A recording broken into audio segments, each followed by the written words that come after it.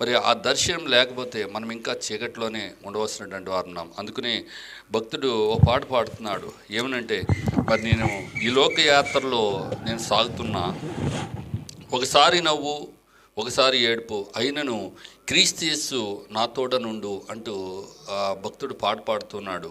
మరి ఎందుకునంటే యేసుక్రీస్తు యొక్క అవసరము ఏముంది అని గమనించినట్లయితే ఫిలిప్పీ పత్రిక 3:14 ఏం చెప్తుందంటే, గురి యొద్దకే పరిగెత్తుచున్నాను. మనము గురి యొద్దకు పరిగెత్తాలి. పరిగెత్తే సమయంలో ఈ యొక్క కష్టాలు, ఇరుకులు, ఇబ్బందులు వచ్చినప్పుడు ఆ క్రీస్తు యేసుతో మనము కలిసి నడవలసినటువంటి వారున్నా ఉండే. అందుకని హెబ్రీ పత్రిక 12:1-2 విశ్వాసంను కర్త దాన్ని కొనసాగించేవాడని యేసు వైపు చూస్తూ పందెపు రంగంలో ఓపికతో పరిగెత్తుదము అంటూ పౌలు గారు చెప్పిన రీతిగా మనం కూడా పరిగెత్తినట్లు, ఈ కష్ట నష్టాలన్నింటిలో బయటకు వచ్చినట్లు ప్రభు తప్పకుండా మనకి సహాయం చేయగలరు.